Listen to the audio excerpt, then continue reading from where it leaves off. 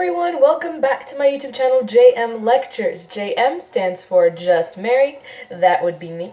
And today we are doing the first unit of grade 9 chemistry. This unit is called the structure of the atom. There are 4 subunits in this unit, the first being the atomic theory, the second is the discovery of the fundamental subatomic particles, the third is the composition of an atom and its isotopes, and the fourth is the atomic model.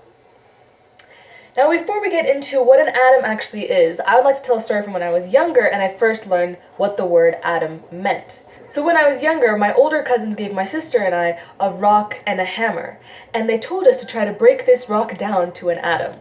Now, if you don't think that's funny, then I either tell very bad jokes or you don't know what an atom is. Well, you wouldn't be the first. If we take a look into history, we'll see how many philosophers and many scientists try to describe what everything is made up of. What is matter made up of? What are you and I made up of? Is there some fundamental thing that makes all of us the same in our core? Democritus was one such philosopher who tried to describe matter. In his words, matter was divisible only up to a certain final indivisible particle, which he called atomus. Atomus in Greek actually means an indivisible particle. So he said anything, any matter, or anything in the world, you can break down until you reach an unbreakable particle, which he called atomus. The next philosopher completely contradicted Democritus. Aristotle said matter is continuous. So in his words, you can keep breaking down matter infinitely. There is no final unbreakable point. The thing is, both these men were philosophers. They didn't base any of their theories on science. The first person to base his theories on science, meaning scientific experiments, was Dalton. Now, Dalton created an atomic theory based on experimentation, trial and errors, the proper way to make any scientific conclusion. Dalton's atomic theory was the following. There are 6 points. 6 points in his theory. The first says that all matter is made out of atoms. So he agreed with Democritus in this point. You can break matter down until you reach a particle, which he called atom, which he took from Democritus. And he agreed in Democritus in saying that atoms are indivisible and indestructible. All matter is made of atoms, and these atoms are indivisible and indestructible. The third point says that all matters of a given element have identical properties. So he came to realize that not all atoms were exactly the same. Certain atoms have different qualities, and he related these different qualities with a certain element. In his theory, atoms of a certain element, be it hydrogen, oxygen, nitrogen, whatever it is, if that atom is of a certain element, then they have distinct and identical properties. So all hydrogens are the same, all oxygens are the same, and all nitrogens are the same. The fourth point says that atoms are neither created nor destroyed. But you can also call this point with another name, the law of conservation of mass. So this law, just like point 4, says that mass can neither be created nor destroyed. Everything exists as it is. You can't destroy it, nor you can't create it. Now the fifth point introduces the concept compounds. Now compounds are simply the combination of different elements. If we take the compound water, for example, H2O, this is a compound because it has 2 different elements. It has hydrogen and oxygen.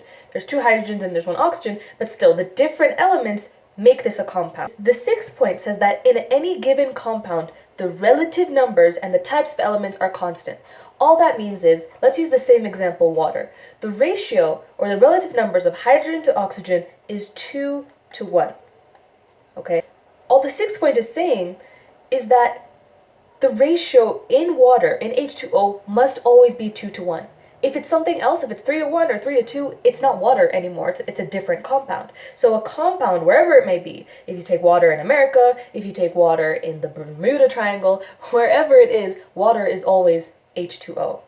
So there's a law that correlates to this point called the law of definite proportions. And as you can see, it makes sense. Definite proportions, because it's definite. For water, for example, the 2 to 1 ratio always stays the same. All right, now, these are the points in Dalton's atomic theory. It was very good, especially at that time. I say very good because it wasn't perfect. 2 points in his theory, now we know, are incorrect. The first point is atoms are indivisible and indestructible, and the second point is all atoms of a given element have identical properties. Because of future discoveries, specifically for the second point, because of the discovery of protons, neutrons, and electrons, all right, because of these three discoveries of, we'll see them later on, of these subatomic particles, atoms we know are no longer indivisible. You can actually break down an atom to its subatomic particles, protons, neutrons, and electrons. For the third point, what disproved this point was a new discovery known as isotopes. Isotopes show that some atoms of the same element don't always have the same mass. Okay, we'll see in detail what isotopes are. But because of these two new discoveries, the modern atomic theory has changed, removing those two and bringing these two new points. Atoms are divisible. You can see the second point, that atoms are divisible into the subatomic particles, protons, neutrons, and electrons. And the third point also says that atoms of the same element may have different masses, okay? Remember, Dalton's atomic theory said if it's the same element, they have all the same properties. But no, if it's the same element, they may have different masses.